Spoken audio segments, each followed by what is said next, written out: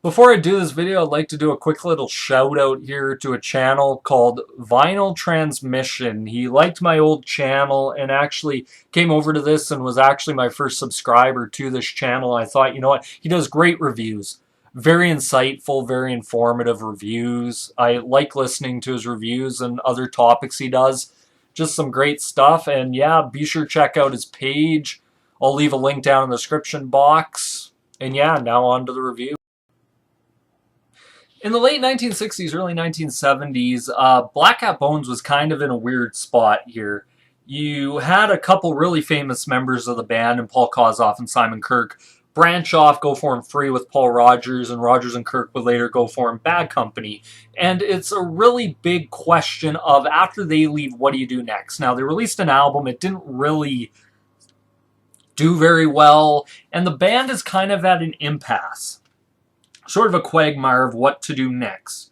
You could either quit and disband and just go your separate ways, or some of the remaining members can stick around, or it can just be, they could just continue as Black Cat Bones. But I didn't ever see Black Cat Bones ever continuing. Now, with the remaining members of the band, they went out and got an absolutely fantastic singer in Peter French. I'd put him up there with Robert Plant. Very, very, very good singer. That is very criminally, I believe, underrated. If you've ever heard Peter French, go listen to his Atomic Rooster album. Stuff on that's fantastic to listen to. But anyway, they went and then formed the band Leafhound and released the album The Growers of Mushroom. And this album is, in my opinion, one of the most criminally underrated blues rock albums ever.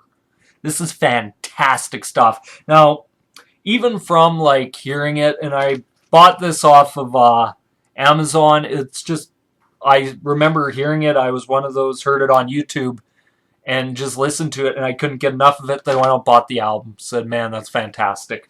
But anyway, it was recorded in 1970. Reportedly, now I'm not sure if this is accurate or not. Facts back then can kind of get skewed a little bit, but it took them 11 hours to record, which is absolutely wow.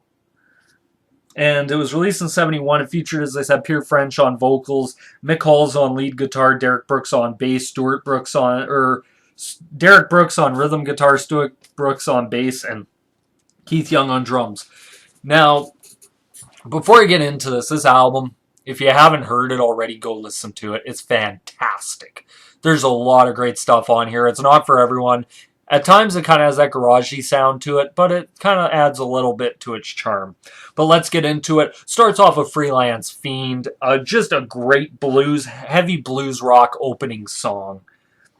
And just that riff, there's some really nice cowbell in there, which is, at this time, you start hearing a little bit of cowbell from bands that maybe you didn't necessarily hear. I love Peter French's vocals. Well, I was just his way of singing this, I want to be like a freelance fiend. It's just very foot-tapping song. It's very catchy at times. I love the bass. Nice starts and stops during the entire song. That's something that throughout this album, Leafhound is just great at, is that start, stop type thing. I love the chugging part leading into the solo. And a lot on this, there's a lot of chugging on it, and it's actually a really cool sound, especially on this. I love the abrupt endings. I love the bass, love the line, I want to live like a freelance fiend. I want to build my castle on top of my dreams. Just a great line. It's great lyricism that you find on this album, and also just the great drum ending. It just ends perfectly. On to song number 2, Sad Road to the Sea. In my opinion, it's a nice acoustic and bass intro, but it just sounds heavy. That's one thing I love about this old analog sound, and people might ask me why I would rather buy the old vinyls opposed to the remastered vinyls. It's because there's just something about that sound in analog that just made it sound so damn heavy.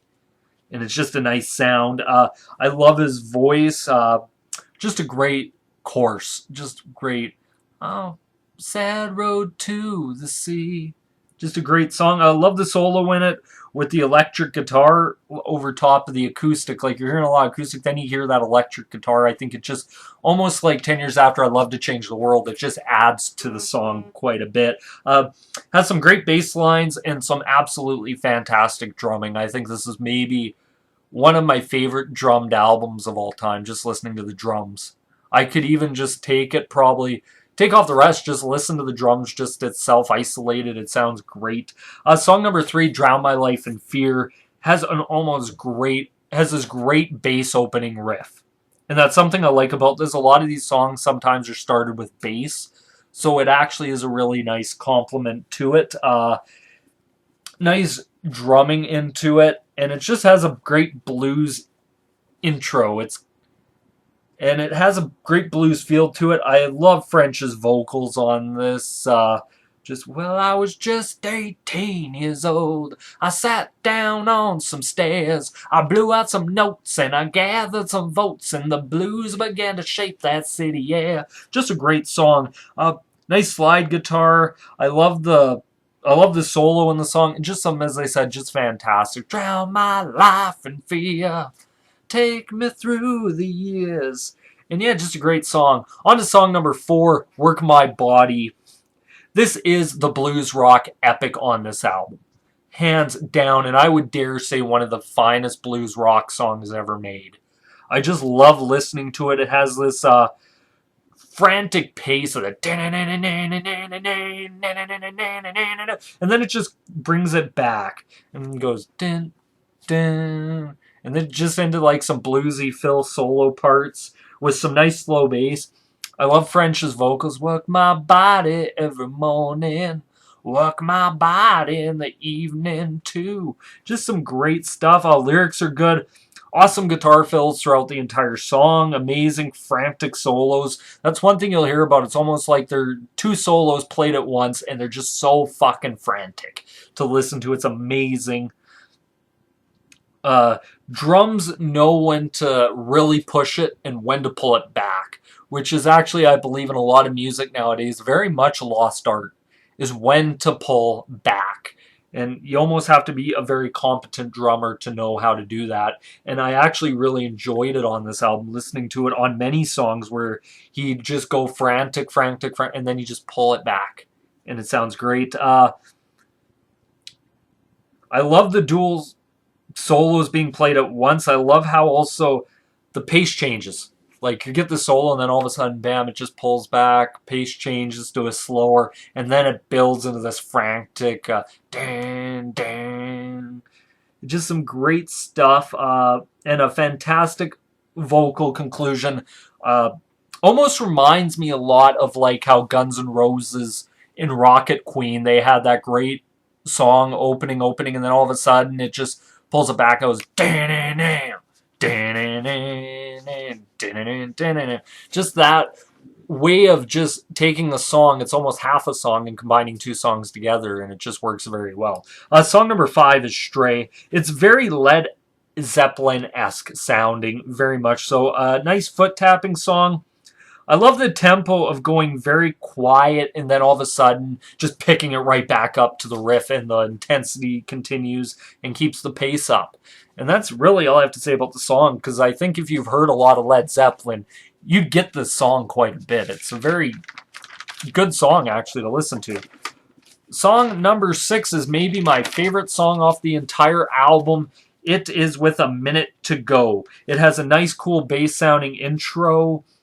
It's very clean. It's the ballad of the album.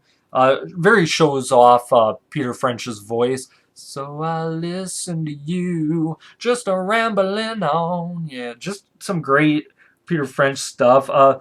Like I said, my favorite song from the album. It's a fantastic solo. Not over the top like very much of this album at times can be with those solos. It's very clear. It's clean. It's very crisp.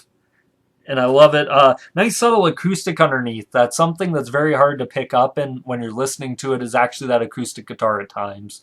But it just sounds fantastic. Song number 7 is Growers of Mushroom. It has a very poppy, psychedelic pop sound to it. Solid rhythm, trippy lyrics. I love the chug driving riff throughout the entire song and the just little breakup to it, and I think the drumming on it's absolutely fantastic.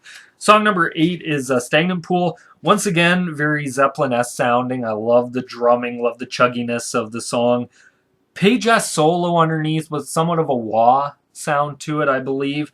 I like the tempo, how it slows down into beautiful, beautiful guitar section, and with soft vocals, and then it quickly picks up intensity again, vocals, and then it's end. And it just abruptly ends, which is very interesting. Song number 9, Sawdust Caesar. It's a very weird song, very interesting. There wasn't really much I could say about it, because I'm just listening to it, I'm like, this is kind of different. That's about all I can say compared to the rest of the album. But I do like somewhat of the acid rock sound guitar playing on the album, or on this song especially. Now, looking at this album, it kind of got lost in time if you look back at the reception of it. It wasn't really doing well over its first few months, and Peter French then got a call from Vincent Crane to join Atomic Rooster. And at this time, back then, this happened a lot, where maybe you'd record one album with a guy, and then all of a sudden, bam, he'd be gone. I think Peter French maybe realized that this wasn't going to go his way, or he didn't think it would, and Atomic Rooster at that time was more of a well-known name, so I can see why he left. I think it was, though, a mistake, because he only did one. It was a great album, though, he did with Atomic Rooster, but I think if he would have kept with Leafhound, I think they could have been something. Now, if I was to rate this album, what would I give it out of 5? I'd easily give this album 100%. I'd give it 4. Do I give it a 5? It's up there. It's pretty good. I'll give it a 4. It's a solid 4 out of 5 album. I love this album. I could listen to this. This has been on my MP3 player for probably... I want to say that this has been on my MP3 player for at least 6 years. It hasn't left. I love listening to any song on this album. It's absolutely fantastic. If you got the re-released issue, you get 3 new songs of It's Gonna Get Better, which is a single from the album, which is an absolutely fantastic song. Shame it's not on the album. Hip Shaker and Too Many Rock and Roll Times. However, I'm just going to go off what the original release was. So, yeah, this is me here once again. Be sure to like, comment, favorite, subscribe. Peace.